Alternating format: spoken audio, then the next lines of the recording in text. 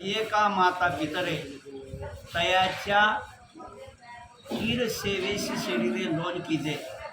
परब्रह्म परमात्मा भगवान जगदीशाच्या असीम कृपेने तथा सकल संत मायबाप यांच्या कृपा आशीर्वादाने श्री करुणेश्वर भगवान कृपा आशीर्वादित श्री क्षेत्र राजनदाते पंढरपूर पायदिंडी सोहळा आणि आज जवळजवळ आपण पंढरपूरला येऊन पोचलो समजा आज हा दुपारचा ठेपा शेटफळ या गावी परमपूज्यनीय हरिभक्तपरायण वागज गुरुजी यांच्या या घरी आपलं दरवर्षी जवळजवळ 26 वर्षापासून अन्नदान चालू आहे आणि जगामध्ये श्रेष्ठ दान अन्नदान सांगितलेलं आहे।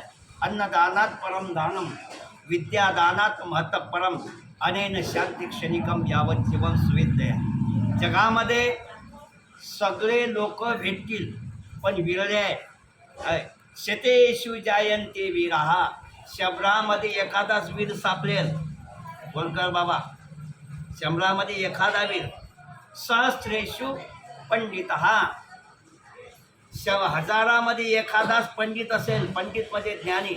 दस सहस्रेषु वक्ताचं, 10,000 एखादाच वक्ता जन्माला येईल। पण काय दाता न भवती वानवाहा, दाता भेटीलच याची गॅरंटी नाही, कारण दाता हा विरळा असतो।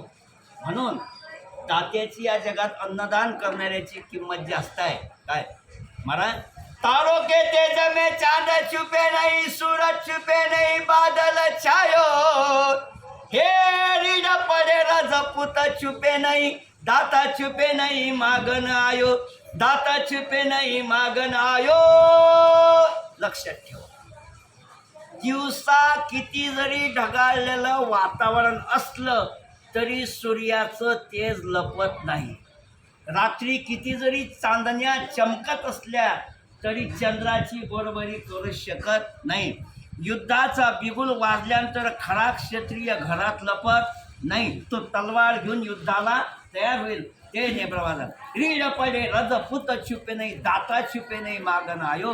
जो दाता असते तो कधी आपल्या जीवनामध्ये दान कमी पडू देत नाही। असे असणारे आमचे परमपूज्यनीय वागज गुरुजी जवळजवळ दरवर्षी आपण या ठिकाणी अन्नदान करत असतो। पण ज्याची खावी पोळी त्याची वाजवावी टाळी। वारकरी संप्रदायाच्या नियमानुसार दुपारच्या सत्राला प्रवचन, भगवंताचं त्यामध्ये नामचिंतन आणि संध्याकाळी हरिकीर्तन हा वारकरी संप्रदायाच्या वारीचा पायदळ दिंडीचा दंडक आहे। म्हणून तम निमित्त तुम्हा मायबापाच्या भगवंताचा संतांच्या आणि अन्नदात्याच्या सेवेकरता निवेडलेली जी ओवी आहे ती ओवी माऊली महावैष्णव ज्ञानोबा यांच्या 17व्या अध्यायातील 207 नंबरची ओवी आहे।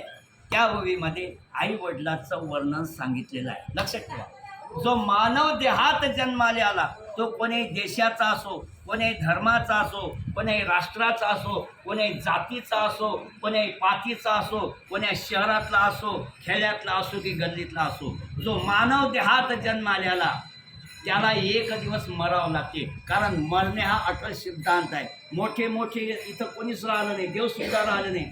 मंदा नृपराज जो कृतालंकार झाला अमृत, जेने रावण कुंभकर्ण वदिले, श्रीरामा तोचे गत, श्रीकृष्णादिक नृप शूर थोरही गेले न त्याची मिती, जे गेले वसुमती तया सवे न येई संगती। मोठमोठे महात्मे भगवंताचे अवतार सुद्धा त्यांना इथं त्या देह ठेवावा लागला आणि जावं लागलं।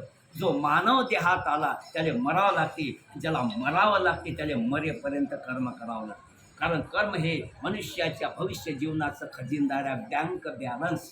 कारण संसार चालण्याकरता पैसा रूपी पेट्रोल पाहिजे आणि वर जाण्याकरता पेट्रोल पाहिजे ते कर्म रूपी।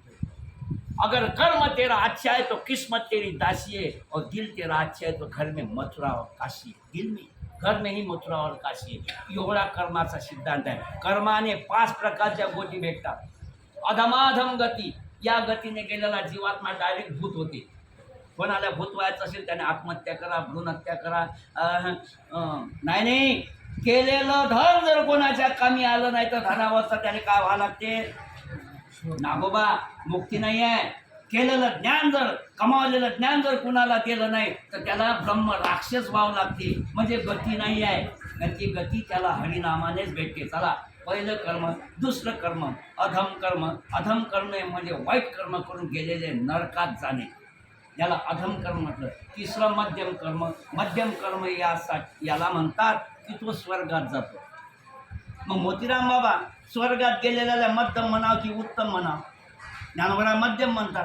का? मग या पुण्याची पावटी सरे, सभेची इंद्रपदाची ओटी उतरे, ते येऊ लागती माघारे मृत्यू लोका. अरे, स्वर्गाचा अधिपती इंद्र जरी झाला, कर्म संपलं की रिटर्न ऑफ स्वर्ग, त्याला वापस यावं लागते. म्हणून मध्यम कर्म आहे. आणि उत्तम कर्म तुमच्या आम्हाला भेटते. अंतकाळी ज्याच्या नाम आले मुखा, हा तुका म्हणे सुखा पार नाही, पार नाही, पार नाही. अंतकाळी ज्याच्या नामाले मुखा, मरत असताना भगवंताचं नाम मुखात येणे, याच्यासारखं सुंदर मरण कोणतं नाही. पण मरताना नाव येत नाही. का? आयुष्याचे सूत्र बिघडता, होय भूताची खळाळता. जसं जसं आयुष्य कमी होते तसं तसं शरीरातलं रक्त कमी होते, रक्त थंड होते. आणि 3 दोष तकलीफ देतात, वात, कफ आणि पित्त. हे मनुष्याला देवाचं नाव घेऊ देत नाही, नाही घेऊ देत महाराज.